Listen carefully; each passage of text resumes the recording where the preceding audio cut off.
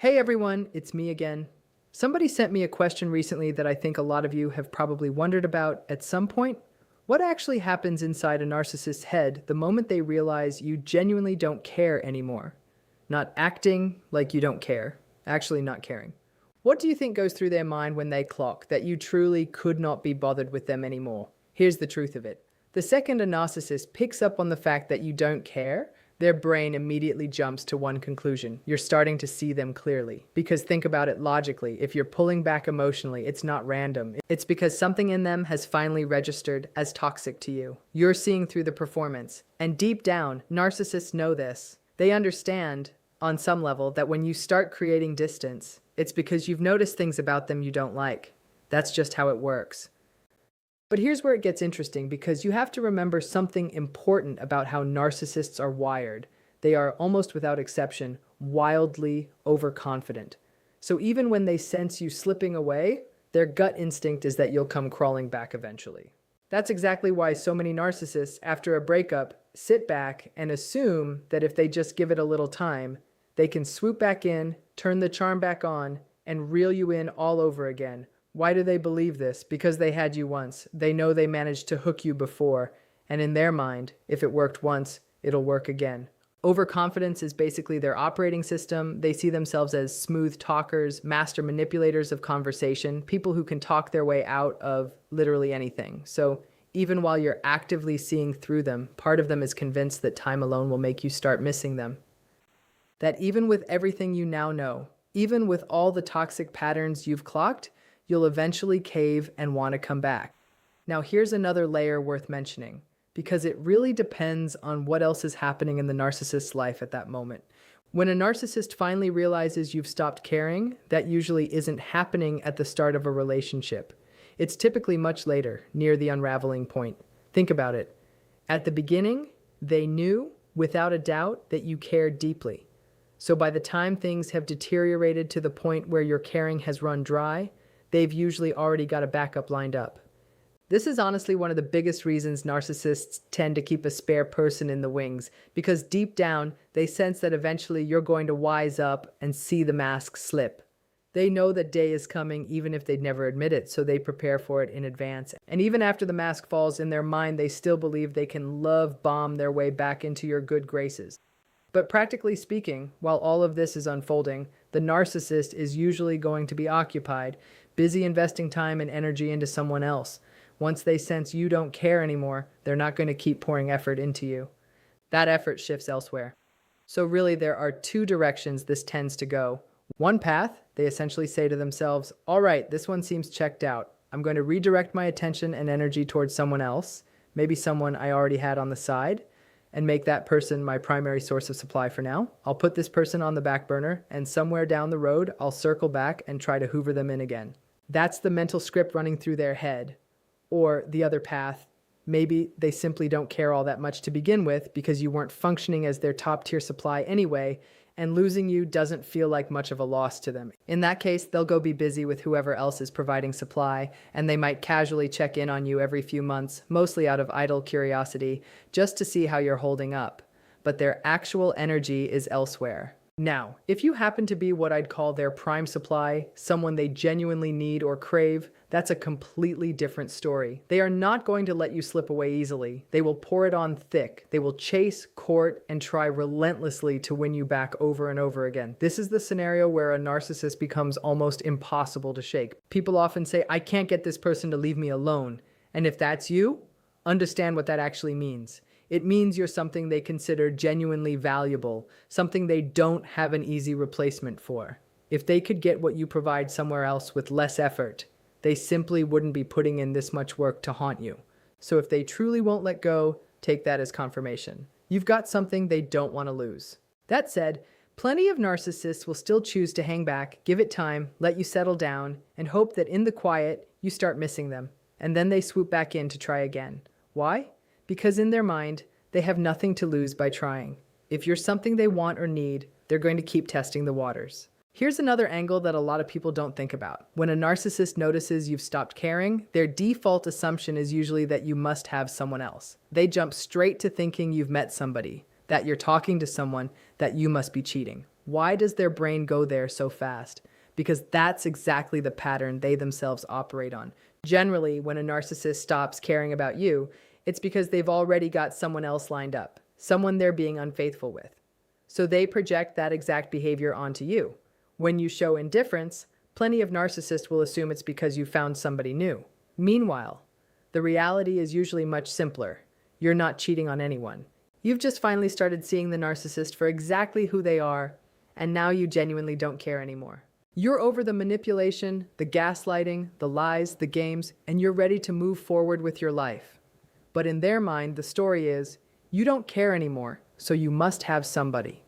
And that's typically the moment things escalate. They'll start openly accusing you of cheating and launch a full-blown smear campaign, often spread all across social media.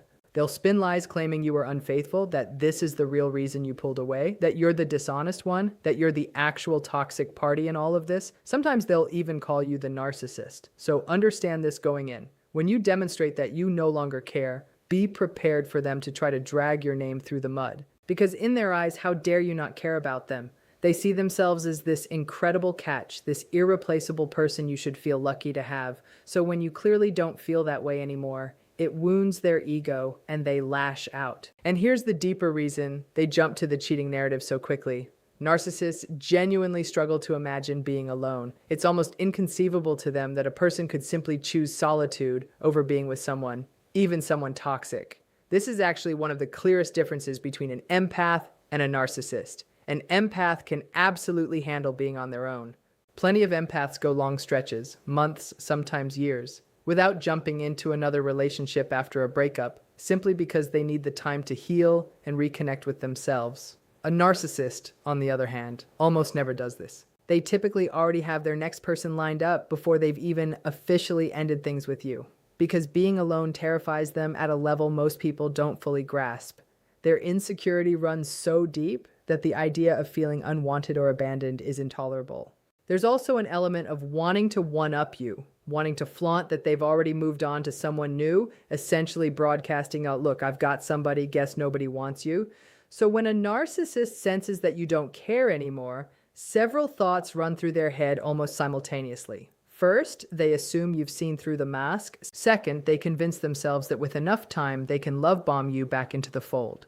Third, they immediately suspect you must have someone else in the picture because in their mind, that's the only logical explanation for indifference. And on top of all that, they often start wondering if someone has been poisoning you against them. Maybe a friend, maybe a family member, maybe someone whispering the truth in your ear. This is exactly why so many narcissists insist early and often that you keep your relationship private. Don't tell anyone our business. Keep this between us. You can't trust people. They actively work to sabotage your other relationships because if you start pulling back emotionally, their instinct is that someone must have opened your eyes to the truth about who they really are, that you're finally seeing the lying, the manipulation, the gaslighting for what it is.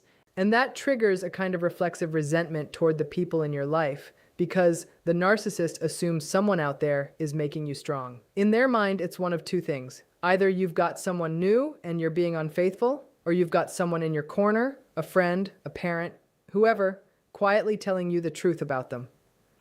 Here's why that particular assumption makes sense from their perspective. It's simply how they operate, so they assume the whole world operates the same way. Think about how a narcissist typically attacks you.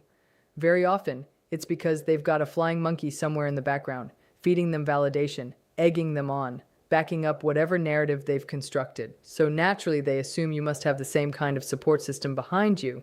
If you're showing indifference, their brain says, there must be someone telling her things, filling her head with ideas, making her feel confident enough to walk away from me.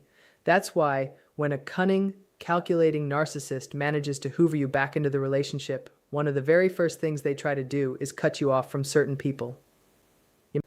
They'll say things like, listen, if we're doing this again, I love you so much, but I really don't want you talking to your best friend anymore. Or, I'd rather you not talk to your mom as much. Or naming whoever they view as a threat. Anyone they suspect could open your eyes to who they really are. Anyone they believe has been poisoning you against them. This is precisely why isolation is such a favorite tactic of narcissists.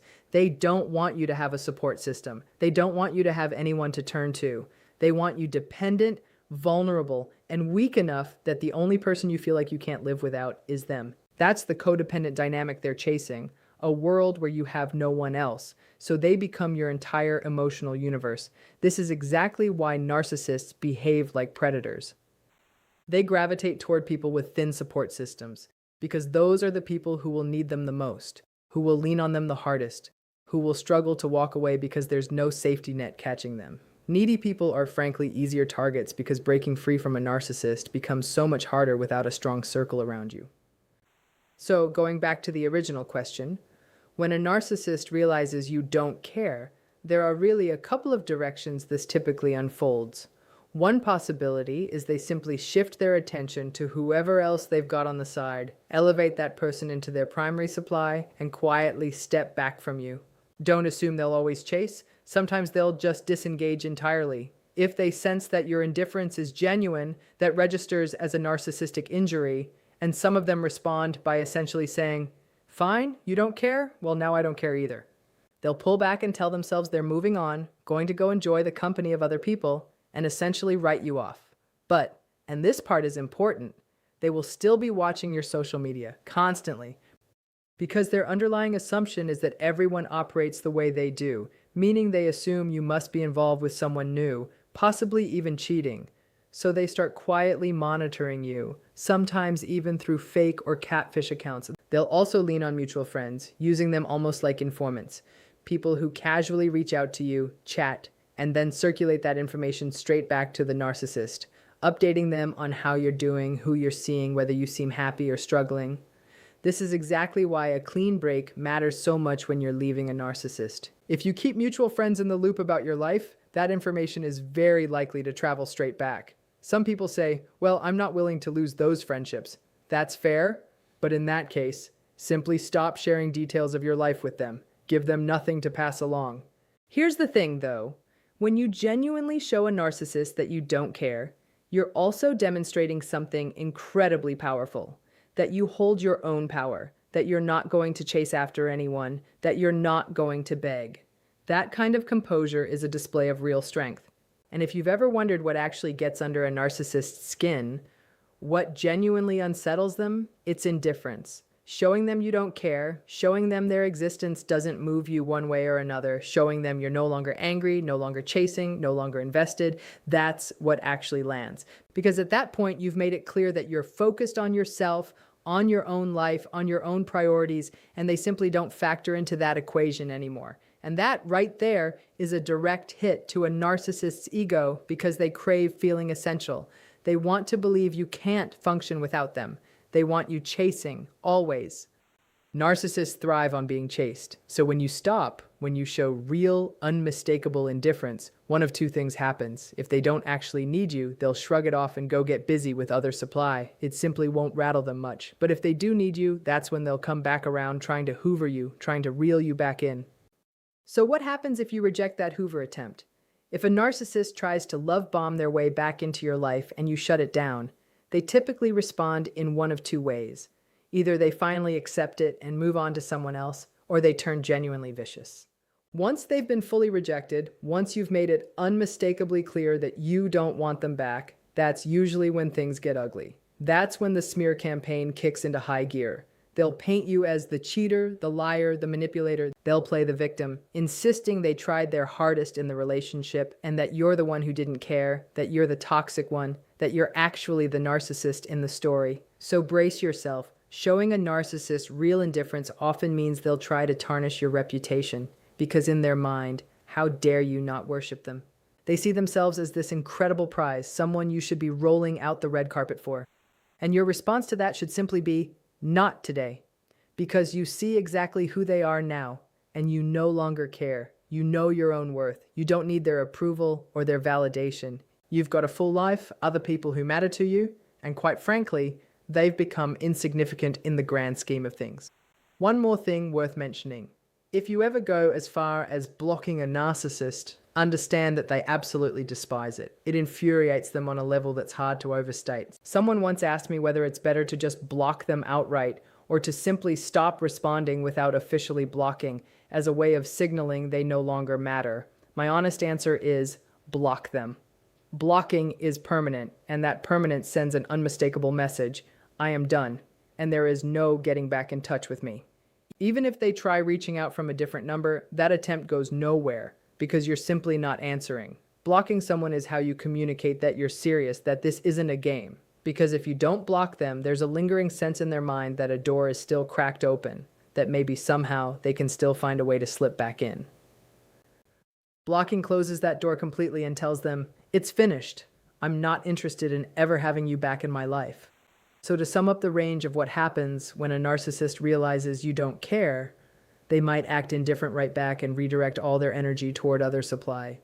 They might attempt a full hoovering campaign to win you back. They might accuse you of cheating out of nowhere. They might launch a smear campaign against your reputation. Realistically, expect some combination of these responses because this is just how the pattern tends to unfold. It's exactly like I always say.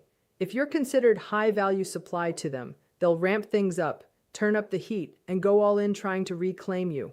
When a narcissist is running hot toward you, it's because they need you. When they're running cold, it's because at that moment they don't. That's usually the underlying rhythm of it. And if they're being cold and distant, acting like your presence doesn't matter to them, it's often because they've already got someone else occupying their attention. So when you display that same kind of emotional distance back at them, their mind jumps straight to one of two conclusions. Either you've seen through the act and want nothing more to do with them, or you've found someone else and you're being unfaithful. And more often than not, they'll lean toward assuming infidelity, because shaming you is exactly the reaction they're looking for. They want to paint you as dishonest, as the dirty one in the story. So don't be shocked if pulling away and displaying genuine indifference leads straight to accusations of cheating. This happens constantly. And honestly, it happened to me too. That's exactly how I know all of this so intimately. You don't pick up on these patterns from a textbook. You learn them by actually living through them, by being the one standing in the middle of it.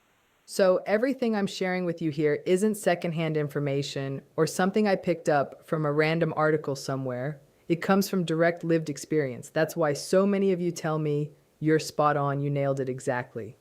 And I am spot on because I'm speaking from something I actually survived, not something I merely heard about. At some point, I do plan to put together a full account of my own story. Realistically, it's going to be massive, probably stretched across something like 10 separate parts because there's simply that much to tell. Once that comes out, you'll really understand the full depth of where all of this knowledge comes from. I hope today's conversation was genuinely useful to you. If it was, go ahead and hit subscribe and share this with anyone you think might need to hear it.